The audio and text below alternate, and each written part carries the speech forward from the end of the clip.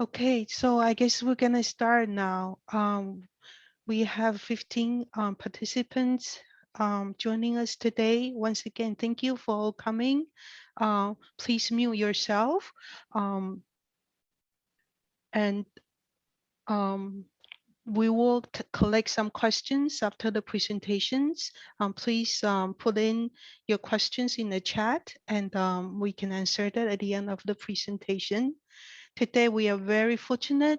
We have Mark, we have Ali, and we have Camille among us.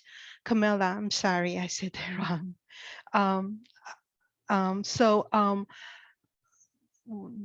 They are from the Arab Boston office, and our meeting today is sustainability and resilience in the built environment, the now, the new, and the next. And without further delay, we will give the floor to our speaker. The floor is yours. Great, thanks, Esther. Thank you for the introduction, and welcome everybody to the presentation this afternoon. Hopefully everybody can see the screen. Esther, can you see it okay? Yeah, yes. Great. Yes. Okay. Yeah, so thank you again all for joining us on what is actually a beautiful day. It's a shame we can't all be outside, but hopefully you don't mind listening to us for the next hour or so. Ali, do you want to jump to the next slide, please? Just do brief introductions. I'll go first. So I'm Mark Walsh-Cook. I'm principal with Arup. As Esther said, we're all from the Boston office. I am a mechanical engineer by background, and sort of a particular focus of pretty much my entire career has been sustainable design, probably even before we called it sustainability. It was just good design then. So Ali, do you want to go next? Sure. Hi, everyone. My name is Ali Wiedner. I'm a resilience consultant here in the Boston office. So I have a background in data analysis and urban planning, and here at Arup, I advise clients on climate risks and help develop resilience strategies to mitigate those risks. And I'll pass it off to Camilla. Hi everyone, I'm Camilla Solomon. I'm a sustainability consultant in the Boston Arup office. My background's in civil engineering and building science, and I help clients come up with green building design strategies and as well green building rating systems.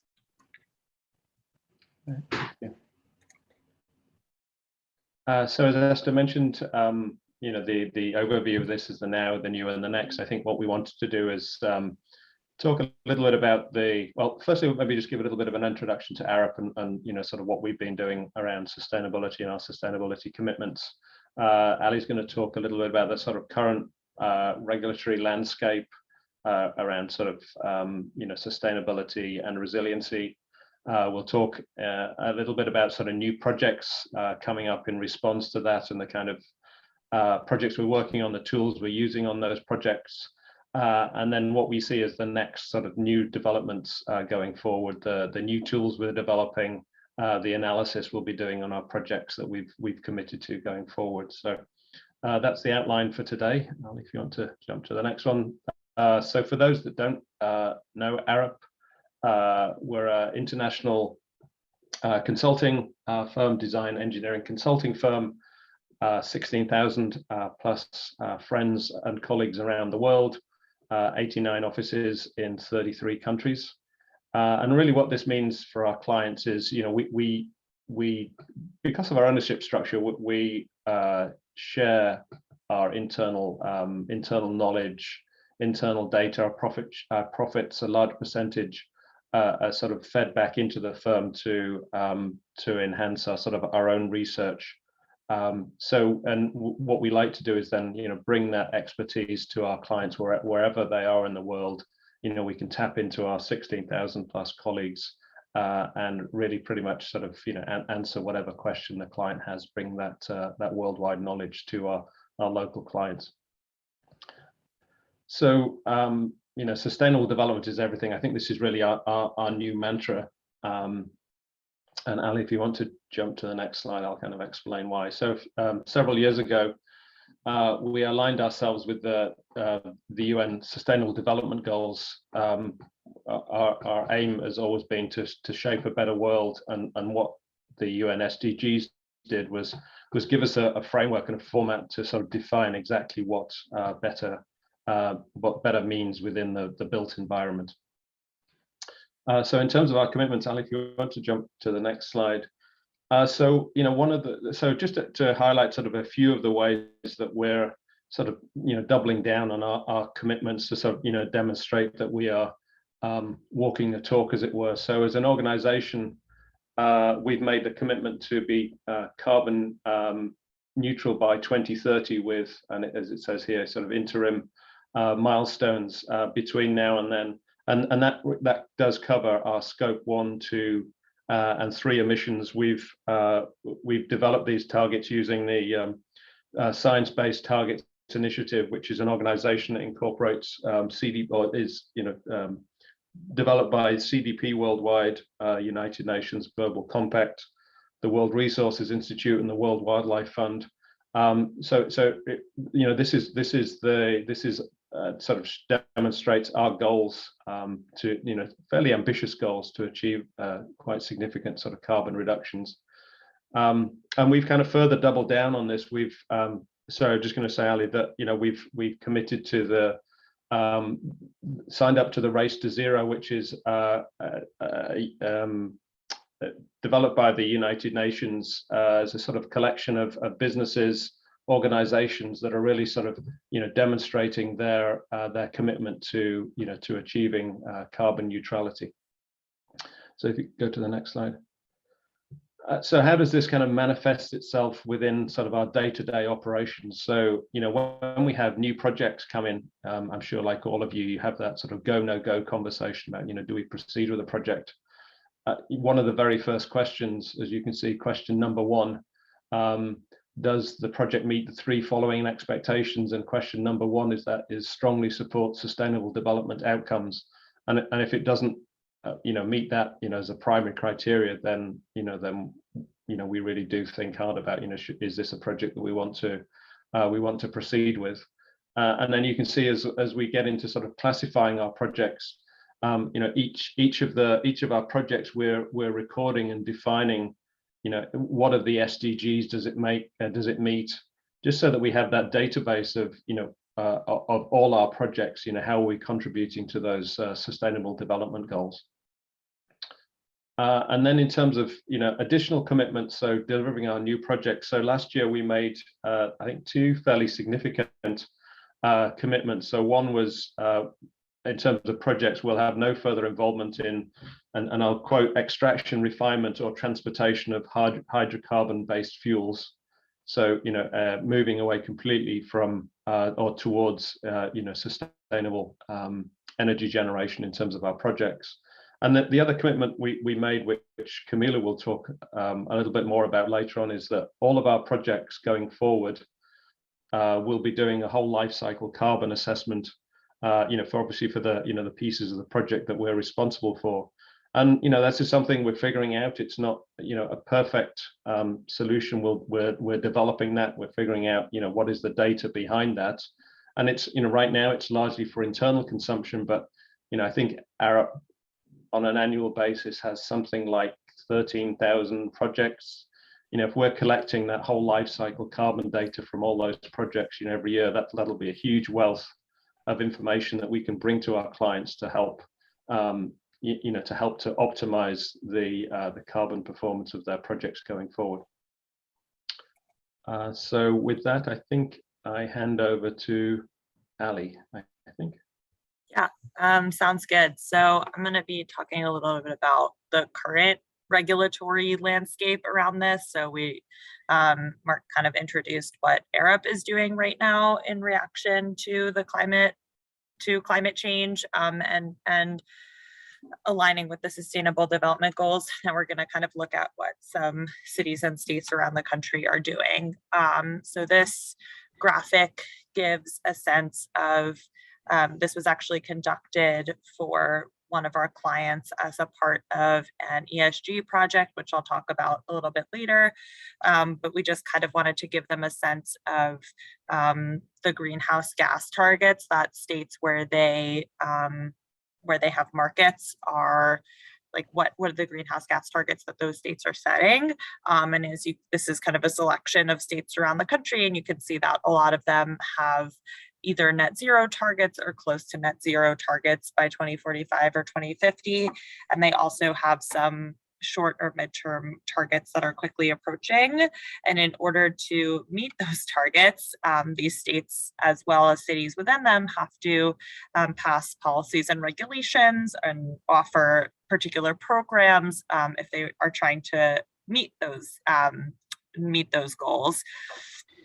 So on kind of the emissions and energy and renewable side, kind of historically and into the present, we've seen reporting and disclosure ordinances for emissions and energy, and certain regulations or incentive programs for energy efficiency and for renewables. And we're starting to see more net zero building and decarbonization regulations, as well as incentives and regulations for on-site renewables and solar-ready buildings. As we move into waste and water, currently we're seeing more recycling regulations and water conservation measures at the building and site level, and we're starting to move more into policies that are thinking more holistically and including circular economy principles, and also thinking more about reusing water and thinking about gray water systems, particularly in areas that are vulnerable to drought.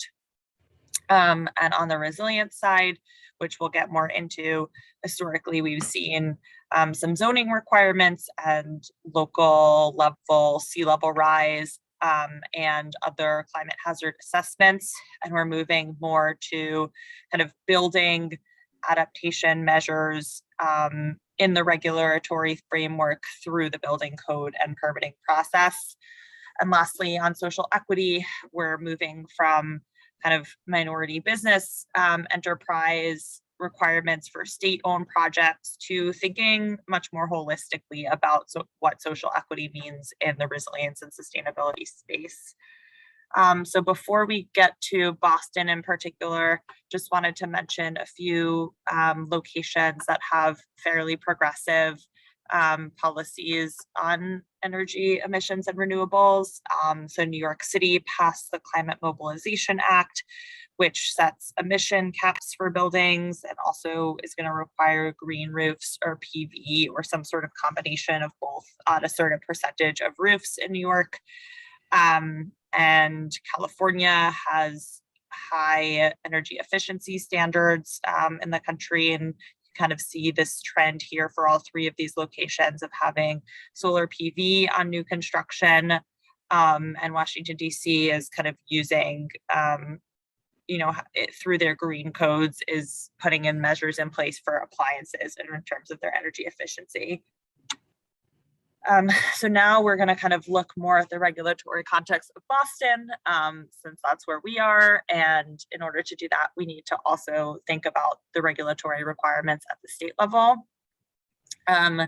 So in 2015, the Massachusetts EPA passed their first greenhouse gas protocol, and this governs emissions for state-involved new constructions and really requires projects undertake an assessment of their impacts on emissions and alternatives to those emissions in an effort to minimize them. And then more recently in 2021, we saw two new regulations come out of MEPA. One is on climate change adaptation and resiliency. And this applies to all new projects that meet specific size and use criteria in the Commonwealth. And what it entails is that there's a new section in the environmental reporting forms on measures that the project is taking to adapt to three particular climate change impacts, which are sea level rise and storm surge, extreme precipitation, and extreme heat.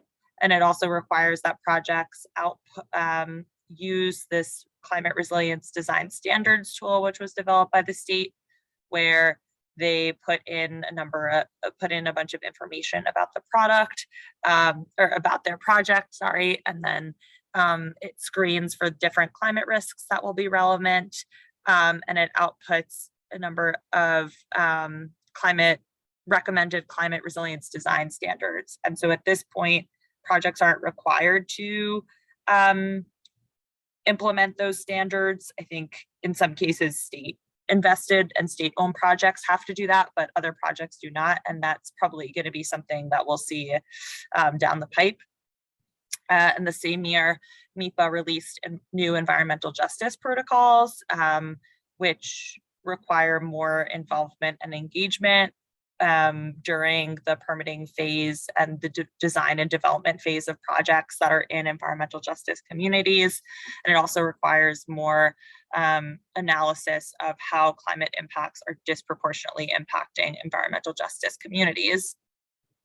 And now looking at Boston, the city since 2017 has required a carbon neutral buildings assessment and a climate resiliency checklist report, which force the project to outline steps that they're taking to move towards carbon neutral and climate resilient buildings. And in 2020, the city passed the EV readiness policy, which requires that 25% of parking spaces must have EV charging stations, and the remaining 75% must be ready, must be EVSE, so electric vehicle supply equipment ready to be able to install those in the future.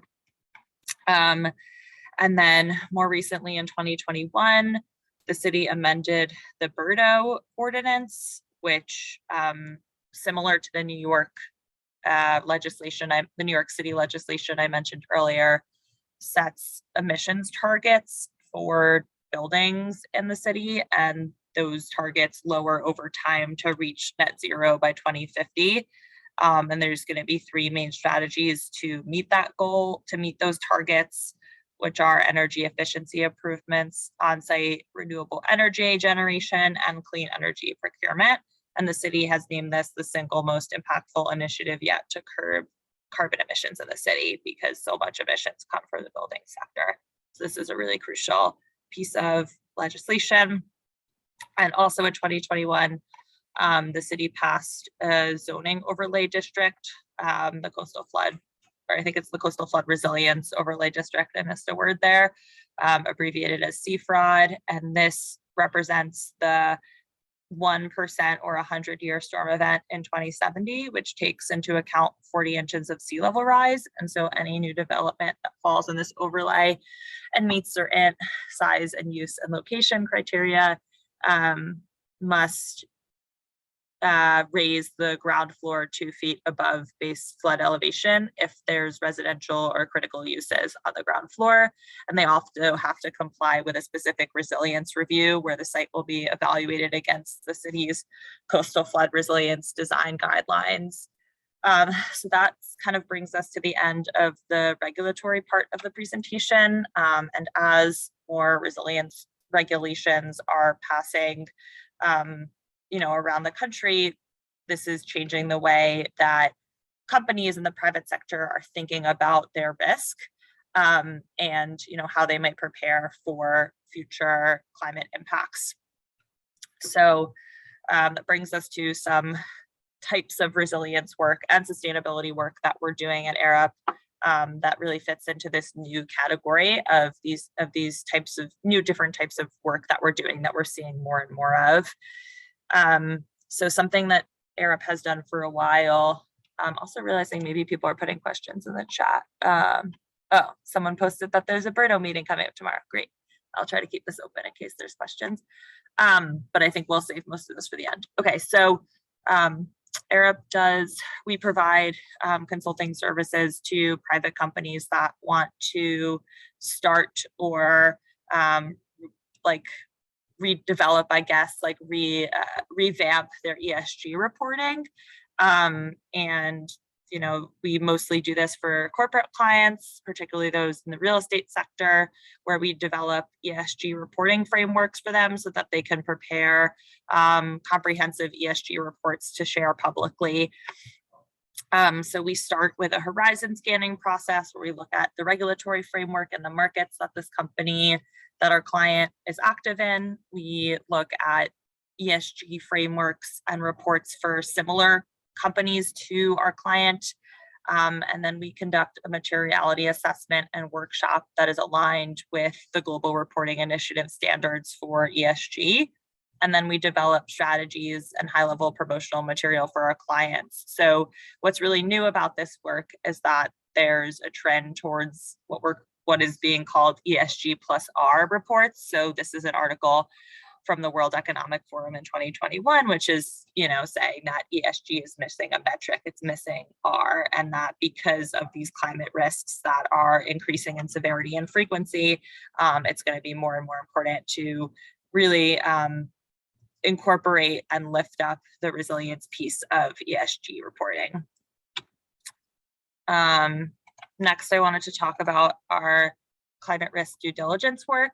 So we're having more clients approach us to help them assess how climate risks may impact their infrastructure investments and business model, and more importantly, help them understand the potential mitigation strategies to protect these investments. And we're often approached to do this work in the due diligence phase. So this is when our clients are determining whether or not to move forward with an acquisition or investment. And so at this stage, we're able to conduct what we call a semi-quantitative risk assessment. And this is based on the kind of hazard exposure, so the severity of climate hazards now and in the future, and also on the vulnerability of the assets themselves, which we're able to assess based on site drawings and other information that we get about the site. And our clients are also usually interested in potential losses due to the identified hazards, and also the approximate cost of adapting to these hazards. However, there's not a lot of publicly available data on climate losses and adaptation costs. So I was part of a team at ERUP that set out to design and construct a database of climate losses and adaptation costs, as you can see here, based on previous projects from ERUP and also external sources. And our goal is to be able to use this database during the due diligence phase to provide rough order of magnitude costs for costs and losses for all different types of hazards and assets. And kind of similar to what Mark was mentioning earlier, ERUP is really a wealth of data in addition to an engineering firm. And so we're really trying to harness this data to provide better solutions for our clients. And in this case, when a client has a potential cost or a rough order of magnitude cost associated with an adaptation strategy, it's probably more likely that they'll be able to figure out whether that strategy makes sense for them economically and therefore implement that strategy. So next, I want to talk about our climate risk assessments. So this is a big bucket of work that our resilience consultants do at ERUP, where we work with a client, in this case, Partners Healthcare, which is now Mass General Brigham, and we assess all of their facilities across their whole portfolio. So this graphic here is showing for the 5 climate hazards we looked at, which is sea level rise, precipitation, heat, wind, and seismicity, which is technically a geophysical hazard, not related to climate change necessarily, but it's still an important hazard to look at. And we assess each facility's exposure to this hazard in the present, in 2030, and in 2070. And just this visual, you can start to see that these inland facilities don't have as much flooding and precipitation risk, but do have, a number of them have wind, extreme wind, and seismicity risk. And something like temperature is not really a risk now, but it's going to be a risk across the whole portfolio of Mass General Brigham's facilities by 2030. And so what we do in these assessments is this graphic shows the kind of hazard exposure part of the equation, and the other piece is the vulnerability, as I mentioned earlier. So we would look at information about all of these facilities to assess how vulnerable it is to these different hazards, and based on the exposure and the vulnerability, we're able to come up with a risk rating for each hazard. And yeah, this graphic shows the high level view, but we also produce facility level reports. So the client was able to get a report for each facility, kind of talking them through the risk and potential resilience recommendations as well, both for the actual facility and also for the operations of the facility. So another type of project that we work on are developing design guidelines. So in this case, ERIP as a whole, not just our resilience practice, is working with the MBTA to update their design standards, which have not been updated since 1977. And so in addition to including resilience for the first time, there'll be lots of other updates across the board, including sustainability and other aspects of engineering. And so the resilience component here has two main parts. We're going to be talking them through, or like creating standards and guidelines for how they should conduct resilience assessments for new projects and major renovations. And we'll also be kind of throughout the guidelines, which will be specific to different assets that the MBTA owns, different types of assets that they own. We'll be integrating resilience specific guidelines for each of those asset types. And this kind of builds off previous work we've done with the MBTA, including this orange line vulnerability assessment, where we kind of did we took a look at the orange line and we figured out, which stations and parts of the line are most vulnerable to these 5 different hazards, which is what this graphic is showing. And then one second, grab some water. So ERIP has also developed the READY rating system, which stands for Resilience-Based Design Initiative. And these are guidelines that focus on continued functionality and protection of assets in addition to life safety. So, when an extreme event happens, in this case, we've developed guidelines for earthquakes, floods, and windstorms. So, it really walks owners and architects and designers through how to design a building that can go back to continued operations as fast as possible, both from like a life safety standpoint as well as a business continuity standpoint. So, there are different levels of resilience that are offered in the system, from like I think a silver or platinum level, or so you can kind of figure out, what level of protection are you looking at for a building. And the mission of this initiative is to, and these are all publicly available guidelines or rating systems. And so the mission is to really make resilience more mainstream and make it easier to embed into construction during the design process as well as operations of these buildings. So now I will pass along to Camilla. Yeah, so as Ali has mentioned earlier in the presentation, we're seeing regulations shifting from just disclosure and reporting towards requiring building performance around energy efficiency and greenhouse gases. So we're already seeing a lot of projects kind of anticipate this and also set their own goals, which leads to having all electric building design. This is a very favorable option when you're looking at both energy efficiency and greenhouse gas reduction, especially when you couple it with load reduction strategies like using high performance windows and air tightness. And we're seeing a lot of projects looking at both these passive strategies coupled with electrification and efficient energy equipment. So if you go to the next slide, there's a lot of different technologies that we can use and are becoming more and more available and efficient as time goes on for a lot of different climate zones.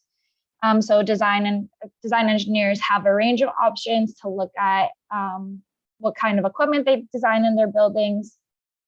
So some of the electric options are heat pumps that either there's air source heat pumps and there's ground source heat pumps, that then can, provide this electric heating and cooling to the building.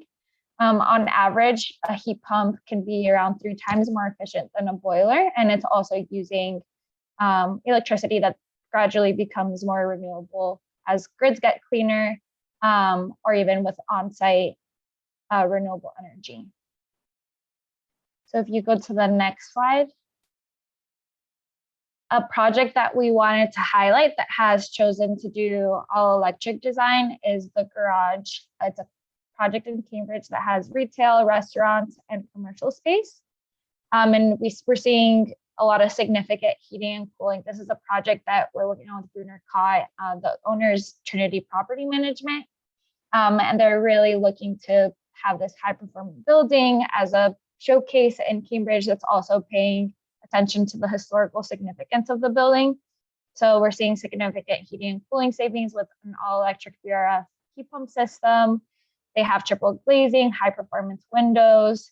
And something else that we really like about this project is it starts to address not just the operational carbon that comes with, this all electric, high performing facade building, but they are using mass timber, which is showing about 20% reduction in embodied carbon as well.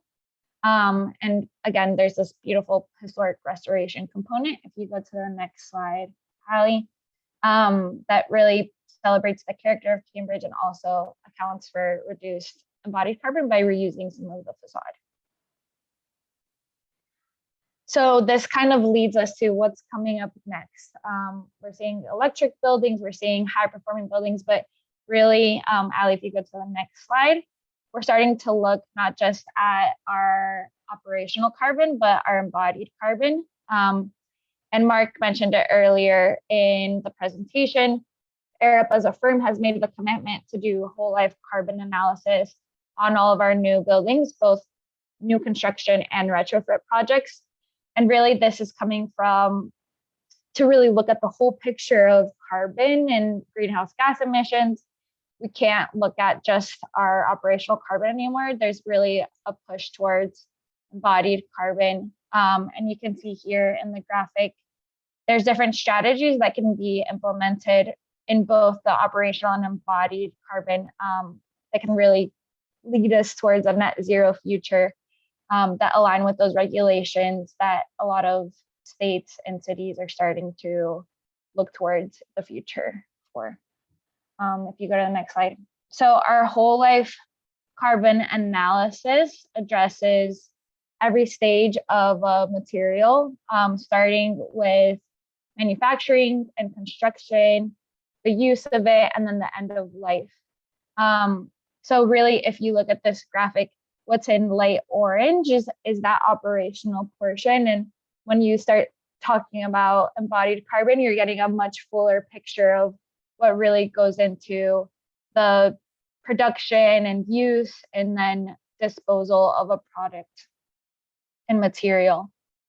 So to look at this for buildings particularly, we've started to introduce the concept of circular economy into looking at the materials and things that we provide in buildings. So as we're starting to make more efficient buildings with all electric design, really that embodied carbon is going to become a smaller portion, or the operational carbon is becoming a smaller portion of the overall picture of carbon for a whole building or material.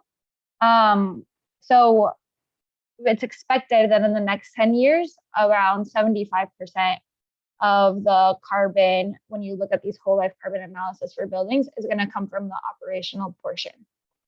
So in order to really move past this idea of you take, you make, and then you waste, the circular economy model helps us decouple growth and new construction from consuming just raw materials and throwing them away, essentially. So our goal is to start introducing these concepts to design out waste and pollution, keep our products and materials in use, and help regenerate our natural systems by doing that. If you go to the next slide. So in March of this year, Arup, in company with Ellen MacArthur Foundation, launched the Circular Buildings Toolkit, which allows designers, developers, and project teams as a whole to have resources that introduce these concepts of circularity in the project design phase and also throughout any phase of the project. But it helps have, teams have conversations and make decisions that include circular design in their projects. So this is a start to have a framework to be able to talk about it.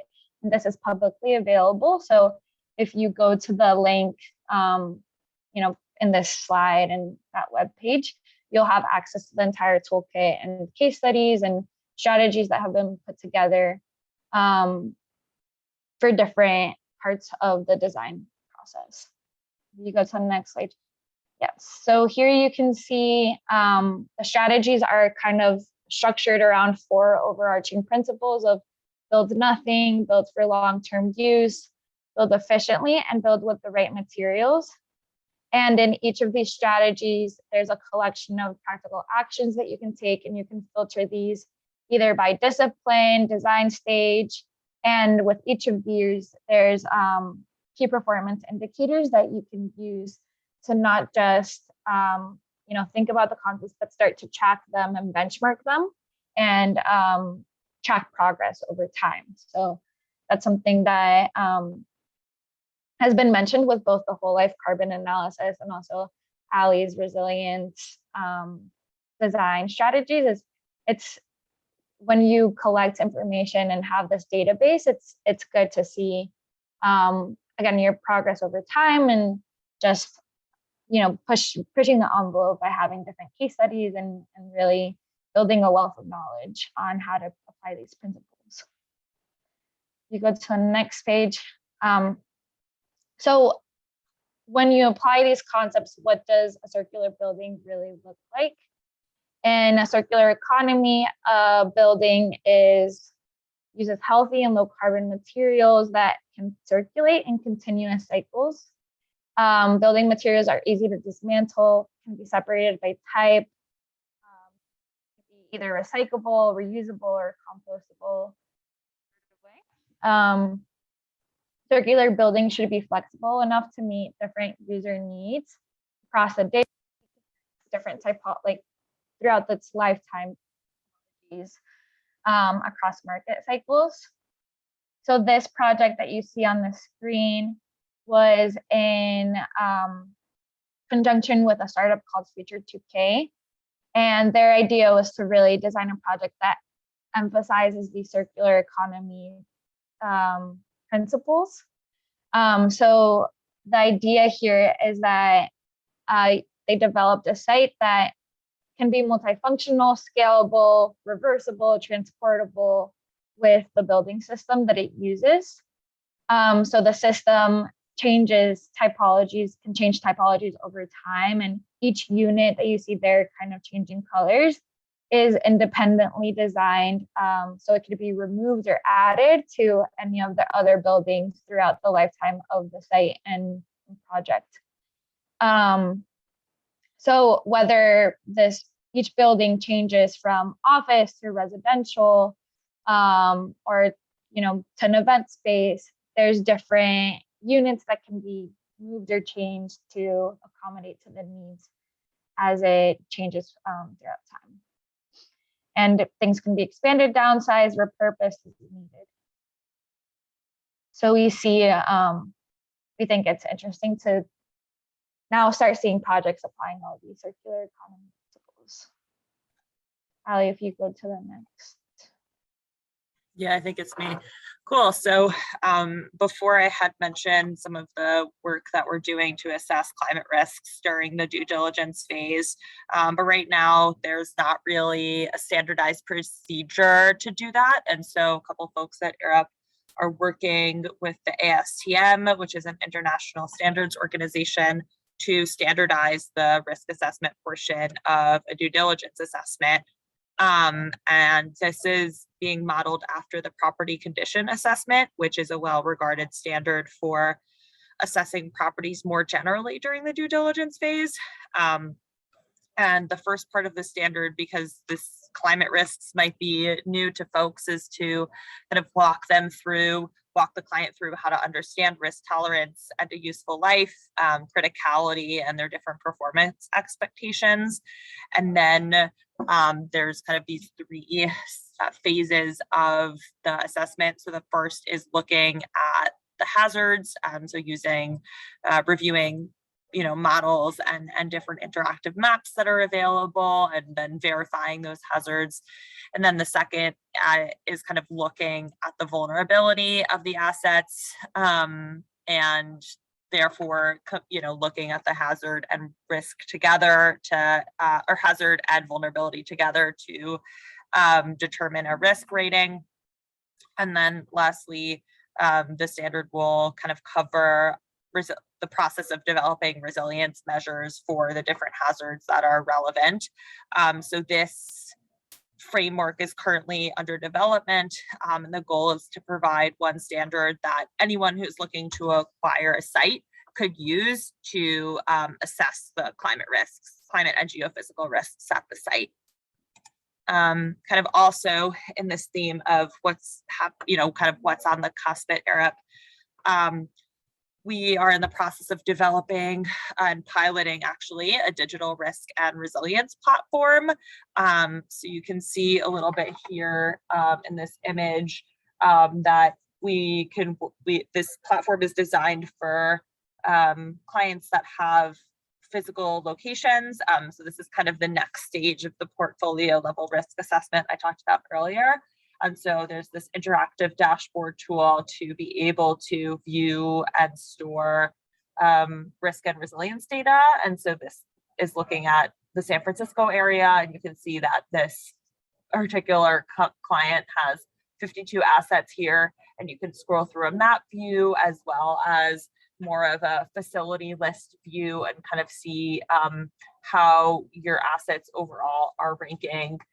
So this kind of shows the highest risk assets and which hazards are driving that risk and what is the risk level, and then kind of what that consequence is. So is it going to be there's a life safety concern, or maybe there might be a lot of downtime after a flood event, or there's going to be really high repair costs for your asset, and it provides all these different infographics to really understand and therefore act on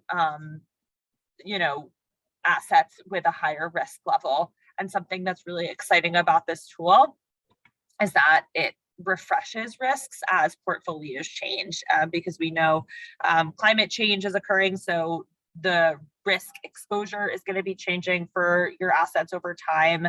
And in addition to that, portfolios change. So as you start to implement some of these risk mitigation measures, the vulnerability of your assets is going to go down. And it really provides an opportunity for our clients to take ownership over resilience and really act on mitigating their risks. So I think we can leave it there and now have time for some questions.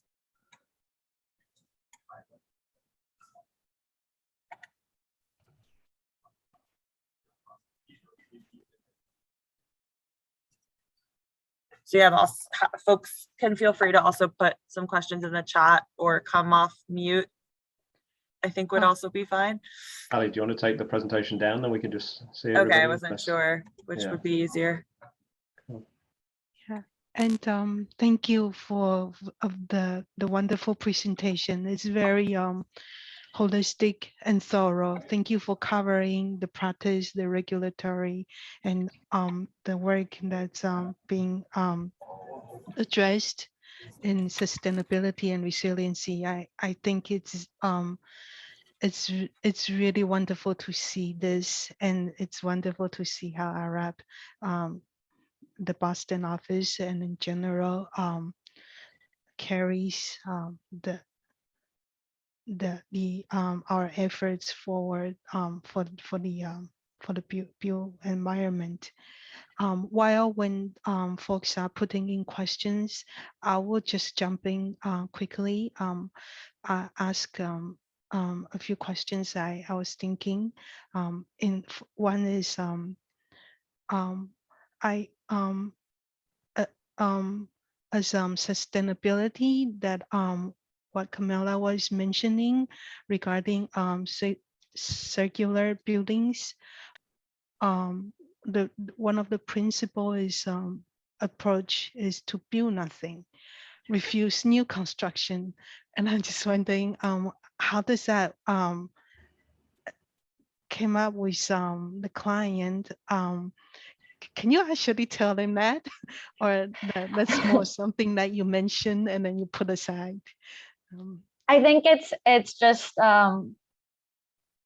if we look at it from just a circular economy perspective, building nothing is the best option, because you're not, even building and constructing with materials that already exist is going to cause some sort of pollution, or there's effects that happen from any sort of construction, even if it's reusing materials. So I think it's just that has the most impact, to not use more materials, not build new things, but it's not realistic, and it's not something that we say is the first step necessarily, but just when you're looking at it from just the circular economy principles, it would be missing if we didn't mention that concept. Yeah, I actually did see this being brought up from the practice at UK. One of the first thing they mentioned is when they're evaluating sustainability principle and how to bring that forward. The first thing is you ask, do you really need to build a new building, or could you reuse an existing building? Right. And especially several decades ago, a lot of existing building based on the UN report. Back then, sustainability, this might be like 50 or 60 years ago, back in the 20th centuries, where they were built without environmental friendly efforts. It's mostly about human comfort, and that's dominating how the building was built. And can we a question was being asked is can we retrofit the existing buildings to make it more earth friendly instead of building new ones? And I'm just curious how that play out when we actually carrying out the practice.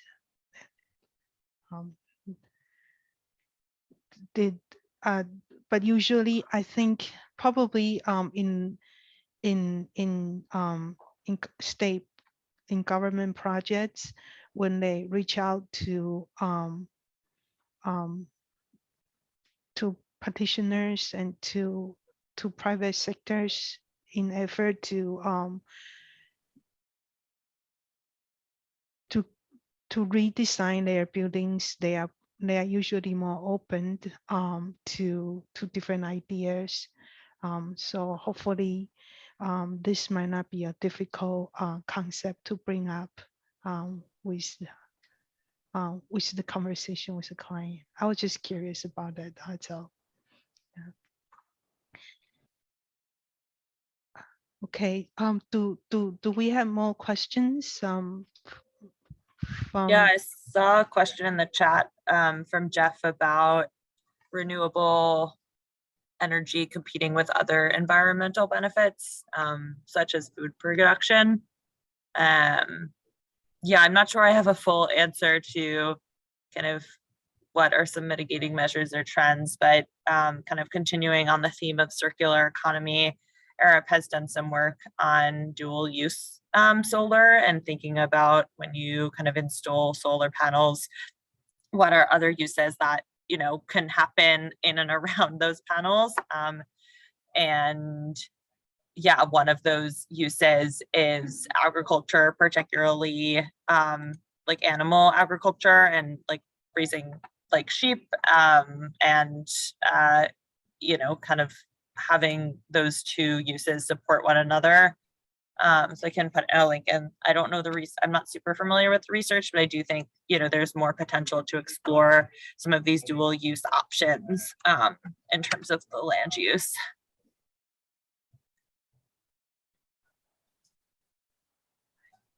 I think there's a question, Camilla, about the heat source, heat pumps. Do you see that?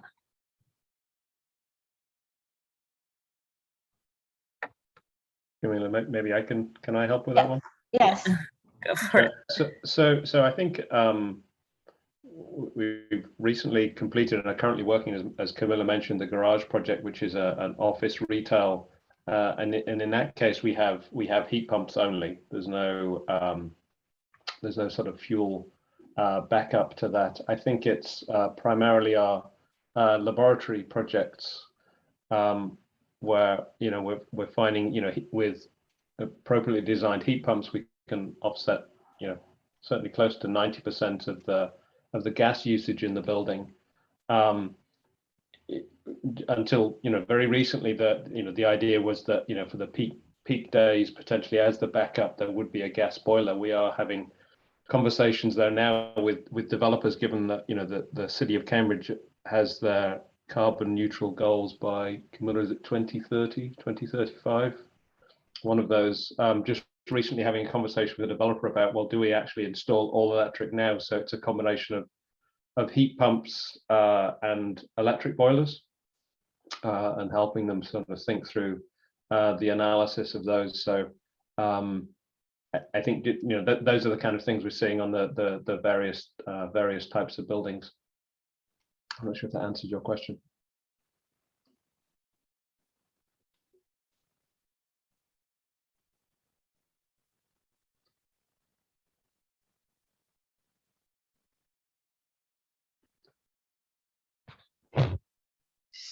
So Jeff has another question regarding New York City.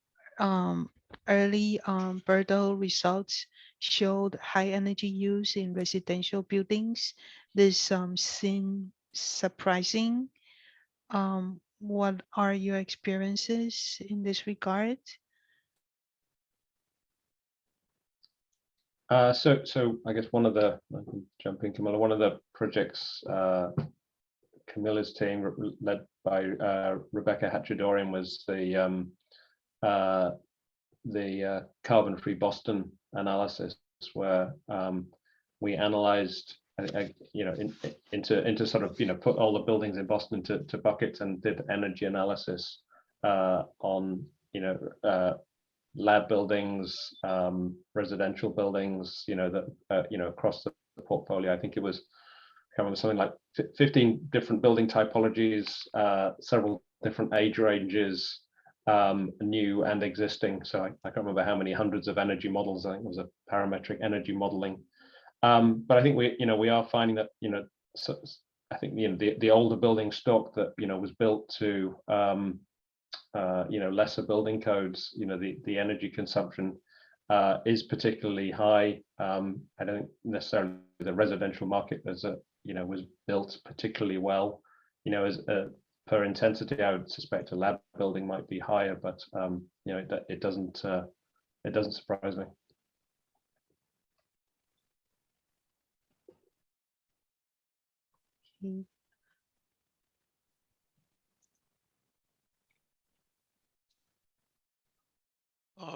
Sort of along those lines, Massachusetts has a solar ready provision for certain types of buildings. How does that compare to what you've seen elsewhere? Camilla, do you have are you seeing it elsewhere? I think I would say certainly I'm seeing that Massachusetts is more progressive. Boston, I think typically, I don't know if anybody else is finding, you know, as we're going through the permitting process, we're actually incorporating PV, on the buildings. So, lab buildings, Boston and Cambridge, lab buildings where, in terms of the percentage of the energy that's, produced by the PV, supporting the lab building, it's very small. But, it's a large building, so it would, offset the equivalent of a number of, residential buildings. So we're finding most of our projects now are actually incorporating some PV, during the permitting process. That's kind of, has been requested. Certainly our projects in Cambridge were incorporating PV, and then sort of trying to balance that against the green roof ordinance, which I think is just recently come in. And now I think the garage project, as we mentioned, incorporates both green roof and PV. So I think, with all these things, we seem to be quickly moving from, PV ready or electric ready to all electric, and it's happened, well, certainly Massachusetts, in my experience, in a very, very short space of time. Yeah, and I think Ali mentioned it earlier, but when you look at New York City or even DC, they already have kind of shifted from just the solar ready to requiring certain parts of the available roof space to be PV or incorporate green roofs. So it, like Mark said, it's quickly approaching from being ready to being a requirement. Can I ask a question about the Cambridge green roof ordinance? I mean Cambridge, so I'm just asking. I work at MIT, and one of the concerns we've had is the green roof ordinance actually takes away the opportunity to put PVs unless you go through variances. Have you had any? What have you found impacts since then? It's pretty soon, so maybe you haven't seen as much yet, but I was wondering what you have seen. I'm not sure. I don't know the details of the ordinance, but I have, Rhonda, I have two projects where we've incorporated it. One was a lab building, and so you can imagine a low-rise lab building. The majority of the roof is that penthouse. So we have, some PV that's on the boiler room, the chiller room, and then a sort of a sliver of green roof, sort of 6 feet wide around the penthouse. And I'm not sure that's the best use of resources and and money. It feels like we could perhaps do more in terms of planting more trees in Cambridge or something like that. So I don't, I'm not trying to be critical of the ordinance, but in some cases it's sort of, you wonder whether it's really makes sense and whether it's sort of the best use of, is there something else we should do? Like, as you say, should we have actually installed more PV around that sliver, or should we have done a green roof, and then should we use the funds for the, that we would have done on the green roof? Should that be more trees or a neighborhood park or something like that? So it does seem odd when you look at sort of specific building typologies. Yeah, no, that's why I was wondering what your experience was, because we found it very hard to make sense of it. And it's been, with 80% of the roof being green roof, it's made it very difficult to implement. Yeah.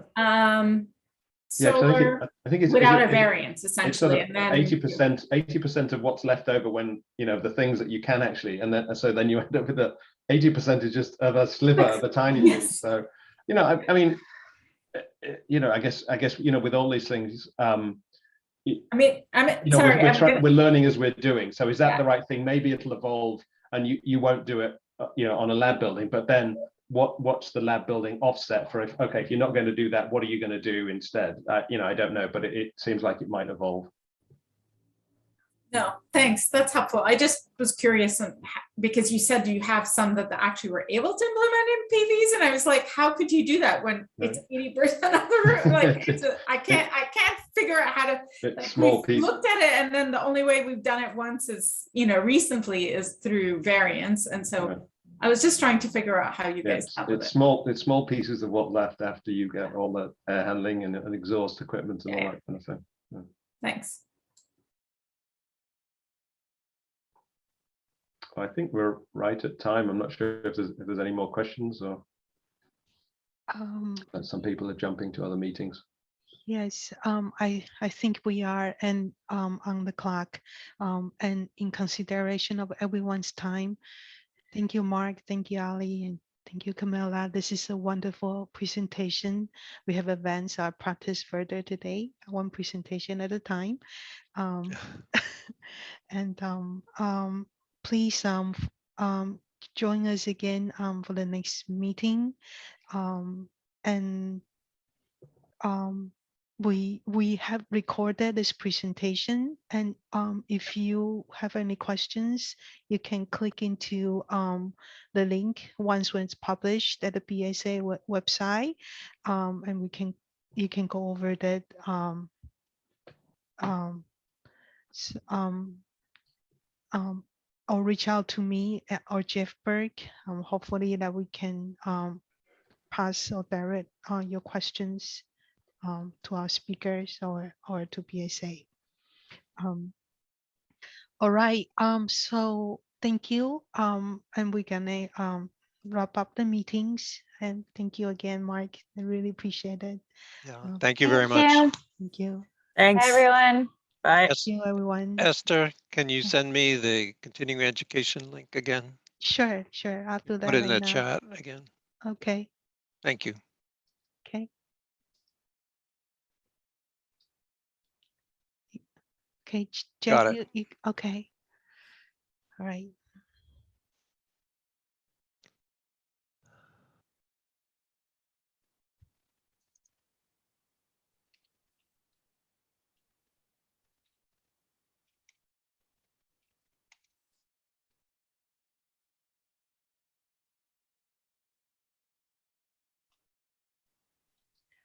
Oh, so Jeff, for the next meeting, I know that we have placed Elizabeth for June.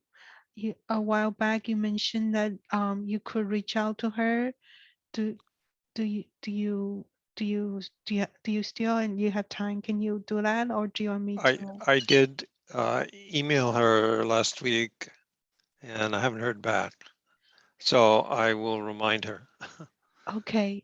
So I do have to upload the presentation title and the learning objectives and other um data info to AIA and BSA. Can you send me her content once when you have it? Yeah, I thought I sent you a copy of the email, but yeah, she hasn't answered. So Oh, I'll I said oh, I'll get back on it. Yeah. okay. Yeah, I might not have it. Could you send that to me again, just in Well, case? absolutely. Um, When I remind her, I'll send you a copy of the reminder. okay. So the next presentation, I think it's at the 14th or wait, one second, or 21st. It's at June 14th or 21st. I think it's Um, the yeah, I next, had this figured out and I okay. asked her to send something by May 27th, I think it is the last. Oh, okay. Great. All right.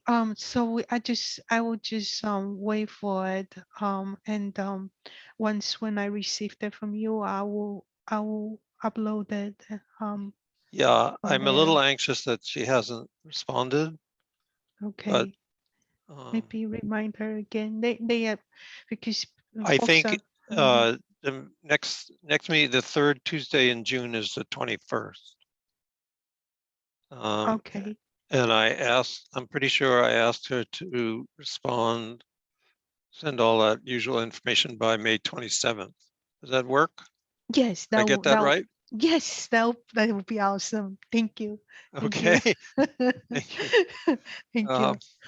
I'll Yeah. remind her.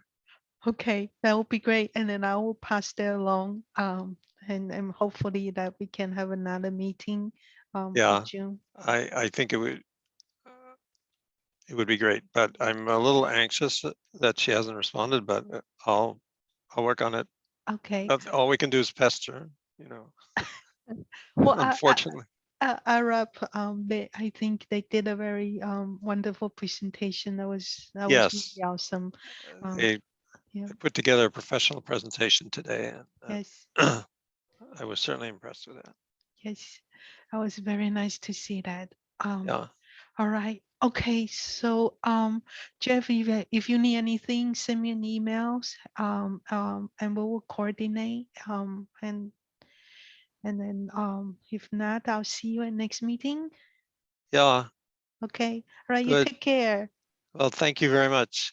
Okay. I'll be in touch. Okay. Take care, Jeff. Bye now. Okay. Bye. I'm just trying to stop the recording. So there you go. Okay.